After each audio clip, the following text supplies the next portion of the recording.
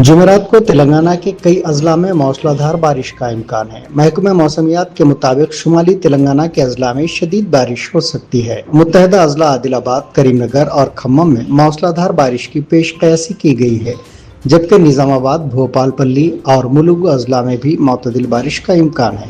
بارش کے دوران گرج چمک اور تیز ہوائیں چلنے کا خدشہ بھی ظاہر کیا گیا ہے۔ محکمہ موسمیات نے متعلقہ اضلاع کے لیے یلو الرٹ جاری کیا ہے۔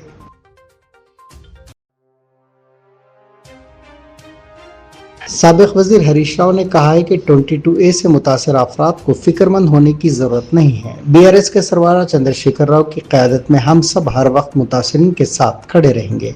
متاثرین کو مفت قانونی امداد فراہم کرنے کے لیے تلنگانہ بھون میں 10 وکلاء پر مشتمل خصوصی لیگل سیل قائم کیا جا رہا ہے۔ انہوں نے کہا کہ لیگل سیل کے ذریعے قانونی مدد فراہم کرنے کے ساتھ ساتھ وہ خود بھی بحیثیت رکن اسمبلی، عہدیداروں اور کلکٹر سے بات چیت کریں گے اور مسائل حل ہونے تک متاثرین کے ساتھ دیتے رہیں گے۔ کانگریس ورکنگ کمیٹی نے طلباء، نوجوانوں اور مختلف سیاسی و قومی مسائل پر ملک گیر مہم چلانے کا فیصلہ کیا ہے۔ پارٹی نے طلباء کی گونج مہم کو مزید وسعت دیتے ہوئے اسے ملک کے 800 شہروں تک پہنچانے کا اعلان کیا۔ کانگریس کے مطابق اس مہم کے ذریعے پیپر لیک، امتحانات میں بے ضابطگیوں، تعلیمی مسائل، بے روزگاری اور نوجوانوں سے متعلق دیگر اہم معاملات کو اجاگر کیا جائے گا۔ پارٹی پہلے ہی طلباء کی گونج مہم کے تحت طلباء سے رابطہ کر رہی ہے، جبکہ راہل گاندھی بھی اس مہم کے ذریعے نوجوانوں کے مسائل کو اٹھا چکے ہیں۔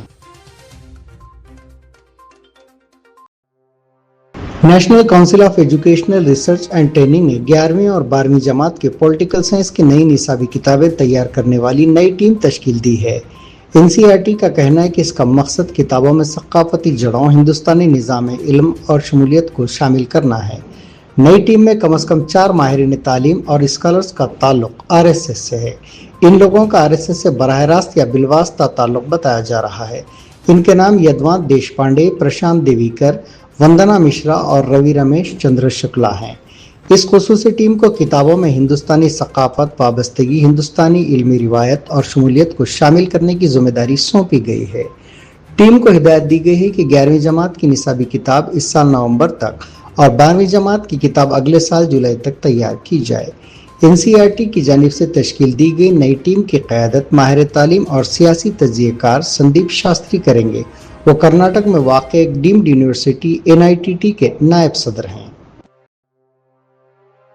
بنگلہ دیش ارکان پارلیمنٹ آج 23ویں صدر کا انتخاب کریں گے۔ 35 برسوں میں پہلی بار صدر کے عہدے کے لیے مقابلہ ہو رہا ہے۔ پارلیمنٹ ہاؤس میں دوپہر 2 بجے سے شام 5 بجے تک جملہ 349 ارکان پارلیمنٹ ووٹ ڈال سکیں گے۔ برسر اختیار بنگلہ دیش نیشنلسٹ پارٹی کے امیدوار مرزا فخر الاسلام عالمگیر کا مقابلہ کرنل ریٹائرڈ اولی احمد سے ہے۔ کرنل اولی احمد بنگلہ دیش جماعت اسلامی کی قیادت والے 11 جماعتی اتحادوں کے امیدوار ہیں۔ امریکی صدر ڈونلڈ ٹرمپ نے ایران کے خلاف اب تک کی سب سے تباہ کن معاشی کارروائی کا اعلان کرتے ہوئے خبردار کیا کہ تہران کو مالی یا دیگر اعانت فراہم کرنے والے ممالک کو بھی بہت سنگین معاشی نتائج کا سامنا کرنا پڑے گا۔ انہوں نے اپنے social media platform Truth Social پر کہا کہ اسلامی جمہوریہ ایران کو معاہدے کا موقع دینے میں ان سے زیادہ کسی نے کوشش نہیں کی، لیکن ایران نے اس موقع سے فائدہ نہیں اٹھایا۔ کینیا کے وسطی علاقے میں ایک ہیلی کاپٹر حادثے میں 5 امریکی شہریوں، ایکواڈور کے انٹیلیجنس ایجنسی کے سربراہ مائیکل سینسی سمیت 7 افراد ہلاک ہو گئے۔ CNN نے حکام کے حوالے سے بتایا کہ کینیا کی سول ایویشن اتھارٹی کے مطابق ہیلی کاپٹر میں 7 افراد سوار تھے۔ طیارہ سامبورو کاؤنٹی میں ماؤنٹ اولولوکوئے کے مقام پر حادثے کا شکار ہوا۔ سامبورو کاؤنٹی پولیس کمانڈ ڈیوڈ نیکورو نے بتایا کہ حادثے میں سوار 7 افراد ہلاک ہو گئے۔